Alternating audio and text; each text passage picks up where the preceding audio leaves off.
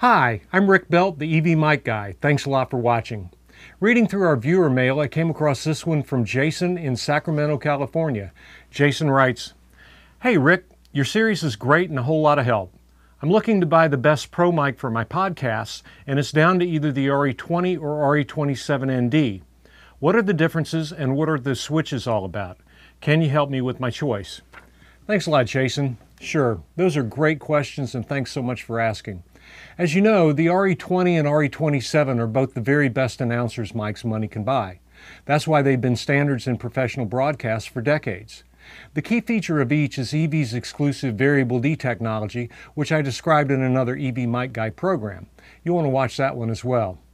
But to summarize, Variable D allows you to move freely around the mic and not have the tone of your performance change. And it's also a great feature for both voice and music production. So I'd like to split my answers up into three different parts: the electrical differences, the physical differences, and the sonic differences. So let's look at the capsules first. Here I have the capsules for each, the RE20 and the RE27ND. As you can see, they're quite different. Each have Variable D phase ports, one on either side.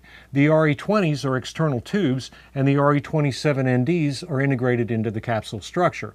The RE20 uses a standard Gauss magnet to create its energy, and the RE27ND uses a neodymium magnet, which will have a brighter and higher output. The RE20 sensitivity is 1.5 millivolts per Pascal, and the RE27ND's is 2.5 millivolts. Both mics have humbucking coils to eliminate EMI. The RE20's is a bobbin of wire directly below the element, and the RE27ND's is an exposed coil on the outside of the capsule. And to achieve its brighter top end, the RE27ND also contains this extra resonator dome, which collects and excites HF around 9K. So those are the main differences in the capsules. Now let's have a close look at the switching differences. The RE20 contains a dual position switch for filtering. In the left-hand position, the mic is flat from 80 Hz up to 6K with a broad 2.5 dB rise between 6K and 14K, and is balanced out with a -3 dB slope between 80 Hz down to 45 Hz.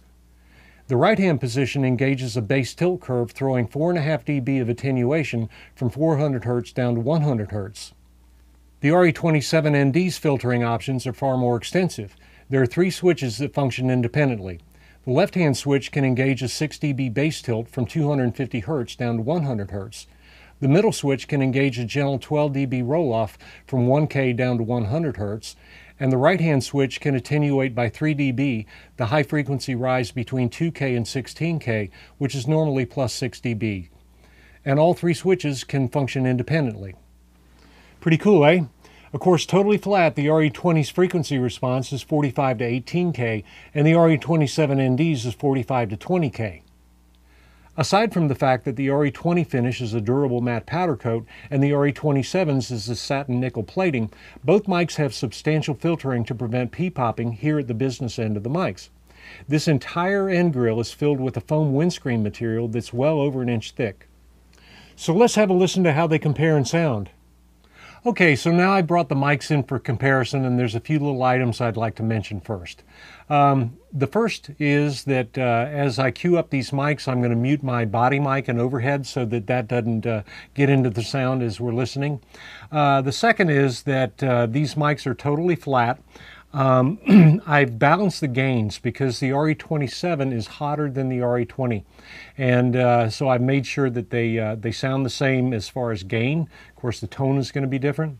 And the third is that when radio producers choose which one to use, whether it's the RE20 or 27, it's based on the talent that they're going to be using it on. Some voices it's better to use an RE20, some voices it's better to use an RE27. So that decision is usually made by the creative element of the production. So I'm going to go ahead and get started. I'm going to mute my mic, and at this point I just want to make sure that you understand from the starting point they're flat, and then we'll engage the filters and see what they sound like from there. So I'm going to mute my body mic and get going.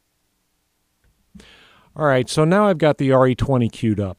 And like I said, the RE20 is flat and there's no filtering going on. And this is a classic sound that we've heard for decades in the radio. And once again, it's got variable D technology, which is one of the key features for the mic. And variable D, once again, we covered that in another program, but variable D stabilizes and linearizes the tone of your voice as you move around the mic, so you don't get the proximity effect, which is that bass increase in bass that you hear when you get right up on a mic.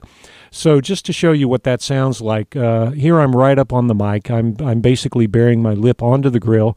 Now I'm out about 3 inches on axis.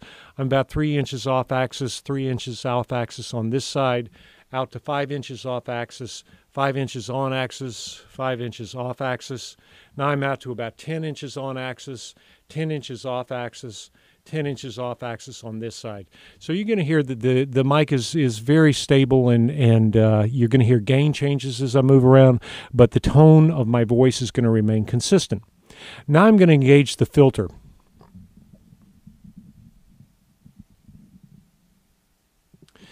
Now this filter is generally engaged for to correct for room. A lot of times you've got hum, rumble in a room.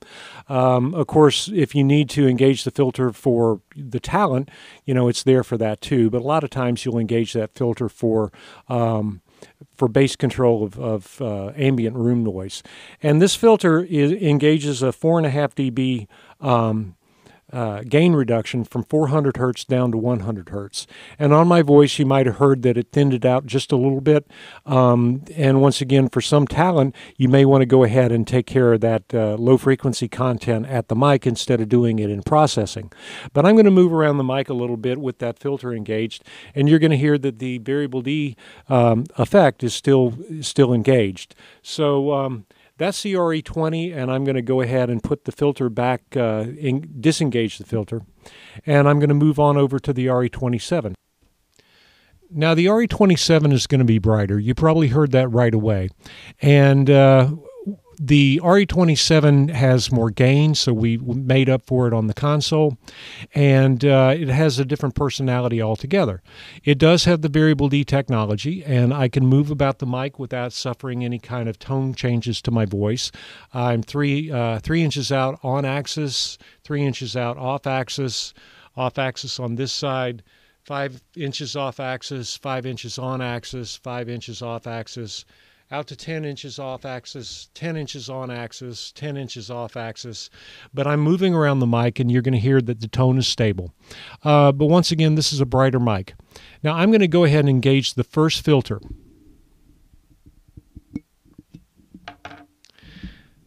Now I've put that first filter in, which is 6 dB between 250 down to 100, and you probably heard that it thinned it out a little bit. On my voice, you never know, but so here's the tone of the mic with that filter engaged. Once again, 6 dB from 250 down to 100 hertz. Now I'm going to disengage that and engage the middle filter.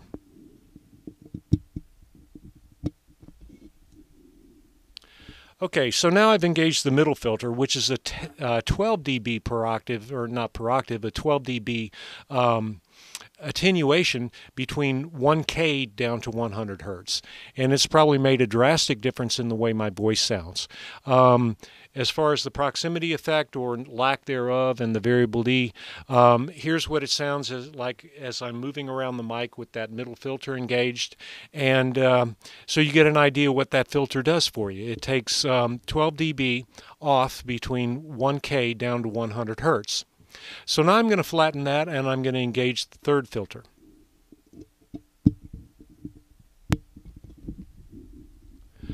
Okay, so this is the third filter, which is I don't want to say a low pass, but it's a filter contour to take care of the top end. It takes 3 dB off on all the high frequency, and the high frequency in a flat position is 6 dB boost between 2K and 16K. Now this has brought that back by 3 dB, so it smoothed it out. It's probably taken some of the sibilance of my voice away. And I'm going to move around the mic and give you an idea how that frequency contour sounds with the variable D on my voice. So that gives you an idea how this mic sounds. Here's the high pass or the low pass or the high cut filter engaged. Now I'm going to go ahead and take it off and go back to flat. So here's the RE27 totally flat, and I'm going to also bring up the RE20. So here's the RE20 totally flat. My lip is about 2 inches from the mic. Here's the RE27 totally flat. My lip is about 2 inches from the mic. So that gives you an idea of the comparison between the two. RE27, RE20. So there you go. I hope that helps you understand the filtering and what the sonic differences are. So there you are, Jason. I hope that helps with your decision. Just remember that mic choice is based on personal needs and circumstances. The RE27ND will be brighter and more powerful. The RE20 will be smoother and warmer. Only you can decide which is best for you. But thanks again for your questions. You know, although today's show was about mic choice for voice production, let's not forget that the RE20 and RE27ND are both outstanding choices for a variety of instrument and music productions as well. So that's it for this show. Thanks for tuning in. This is Rick Belt, the EV Mic Guy. See you next time.